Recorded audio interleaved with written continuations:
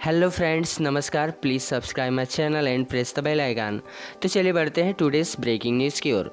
5 माह बाद पता चला किन्नर है दुल्हन, जब पति पास आता था तो बना देती थी बहाना। मुजफ्फरनगर, उत्तर प्रदेश के मुजफ्फरनगर में एक अजीब मामला प्रकाश में आया है। यहाँ शादी के 5 महीने बाद जब तक दुल्हन ने सुहागरात नहीं मनाने दी तो दूल्हे को संदेह होने लगा। आखिरकार जब मेडिकल टेस्ट कराया गया तो बड़ा ही चौंकाने वाला खुलासा निकला। दरअसल मेडिकल टेस्ट के बाद पता चला कि जिस युवती से युवक का विवाह हुआ था वह किन्नर थी। इस बात का खुलासा होने पर घर की खुशी चंद मिनटों में मायूसी में तब्दील हो गई। वहीं मैं बता दूं दोस्तों कि युवती ने ससुराल पक्ष पर बंधक बनाकर रखने का इल्ज़ाम लगाया तो पुलिस ने तत्काल कार्रवाई की। इस मामले में घंटों थाने पर हंगामा होता रहा। ससुराल वालों ने अब बहू को घर में रखने से मना कर दिया। इसके साथ ही मैं बता दूं दोस्तों कि युवक की शादी 28 अक्टूबर 2020 को सहारनपुर की युवती से हुई थी। हंसी खुशी से युवती को दुल्हन बनाकर घर लाया गया। दुल्हन ने कुछ महीने तक बहाना बनाकर पति के साथ संबंध नहीं बनाए। शक होने पर जब मेडिकल टेस्ट कराया गया तो पता चला कि युवती किन्नर है। परिवार में पढ़ी लिखी बहू आने की खुशी काफूर हो गई। युवक की स्वजन ने मायके वालों को इसकी सूचना दी और धोखे से किन्नर से शादी कराने का आरोप लगाया। जब विवाद बढ़ने लगा तो शुक्रवार को युवती ने पुलिस को फोन करते हुए उसे ससुराल वालों द्वारा बंधक बनाने की सूचना दी। पुलिस युवती और ससुराल वालों को थाने ले आई। इंस्पेक्टर HN सिंह का कहना है कि दोनों पक्षों को थाने पर बुलाया था। युवती को उसके परिजनों को सौंप दिया गया है। युवक के रिश्तेदार का कहना है कि शादी के वक्त उसे किन्नर होने की बात छिपाई गई। शादी के बाद से ही उसने युवक को अपने पास नहीं आने दिया। शक होने पर उसने पति पर सर्जरी और अनैतिक संबंध बनाने का दबाव बनाया। तो आइए दोस्तों अगली ब्रेकिंग न्यूज़ की बात करते हैं। अगली खबर की बात करें तो one nation one ration card launch हुआ। मेरा राशन ऐप, कोई भी राज्य हो किसी भी दुकान से राशन ले सकेंगे लाभार्थी। प्रवासी मजदूरों को अब दूसरे प्रदेशों में रियायती दर पर राशन खरीदने में कोई परेशानी नहीं होगी। One nation one ration card app के तहत लाभार्थी किसी भी प्रदेश में किसी भी राशन की दुकान से अपनी पात्रता के मुताबिक राशन ले सकता है। इसके लिए किसी नए राशन कार्ड की भी ज़रूरत नहीं है। इसको और आसान बनाने के लिए सरकार ने मेरा राशन ऐप शुरू किया है। वहीं आगे मैं बता दूं दोस्तों कि आज़ादी के अमृत महोत्सव की शुरुआत पर मेरा राशन ऐप लॉन्च करते हुए खाद्य एवं सार्वजनिक वितरण मंत्रालय में सचिव सुधांशु पांडे ने कहा कि यह ऐप प्रवासी मजदूरों के लिए बहुत ही लाभदायक साबित होगा। इसके जरिए जहां वह खुद को रजिस्टर कर सकते हैं, इसके साथ लाभार्थी यह पता लगा सकते हैं कि उनकी पात्रता कितनी है।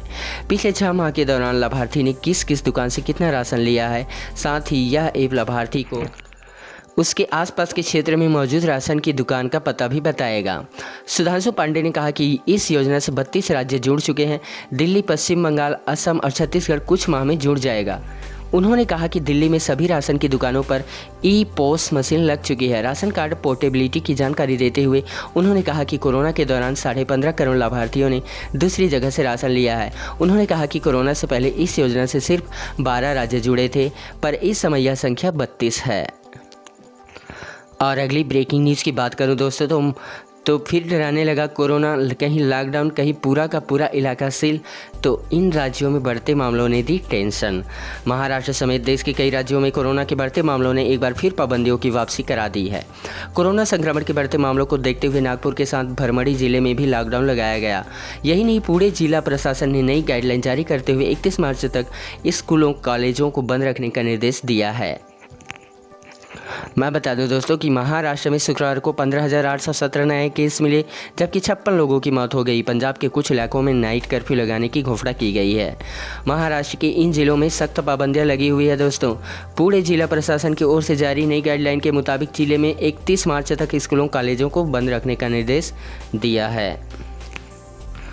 और यही नहीं, होटल रेस्तरां को भी देर तक नहीं खोलने का निर्देश दिया गया है। NACP नेता नवाब मलिक ने बताया कि नागपुर के बाद अब परभणी जिले में भी लॉकडाउन लगाया जा रहा है। पिछले महीने अमरावती जिले में लॉकडाउन लगाया गया था। वहीं बता दूं दोस्तों कि कोरोना के चलते पंजाब में संक्रमण के बढ़ते मामलों को देखते हुए प्री नर्सरी से लेकर 12वीं तक सभी स्कूलों को बंद कर दिया गया है। राज्य के शिक्षा मंत्री विजय इंदर सिंगला ने बताया बच्चों के पेपर और कोरोना के बढ़ते केसों को देखते हुए यह फैसला किया है। हालांकि इस दौरान परीक्षाएं चलती रहेंगी। राज्य में कोरोना के सक्रिय मरीजों की संख्या 10,000 को पार कर गई है। वहीं आगे बता दूं दोस्तों कि देश में बीते 24 घंटे में कोरोना संक्रमण के नए मामलों ने बीते 78 दिनों का रिकॉर्ड तोड़ दिया है। देश में एक दिन में 23,285 नए मामले सामने आए, जिसके साथ संक्रमितों का आंकड़ा बढ़कर 1,13,08,846 हो गया है। केंद्रीय स्वास्थ्य मंत्रालय की माने तो इससे पहले 24 दिसंबर को एक दिन में 24,712 नए मामले सामने आए थे। यह नहीं, बीते 24 घंटे में 117 और लोगों की संक्रमण से मौत के बाद महामारी से मरने वालों का आंकड़ा बढ़कर 1,58,306 हो गया है। मैं बता दूं दोस्तों कि महाराष्ट्र, केरल, पंजाब, कर्नाटक, गुजरात और तमिलनाडु में कोरोना बहुत तेज़ी से संक्रमण फैल रही है। इसके मामलों में तेज़ी से बढ़ोतरी दर्ज की गई है।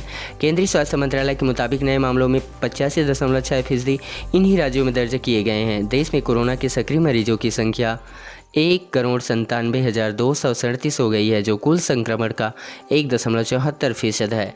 सक्रिय मामलों में 5 राज्यों में ही 82.96% मरीज हैं। Thank you for watching my video दोस्तों। Please subscribe my channel and press the bell icon.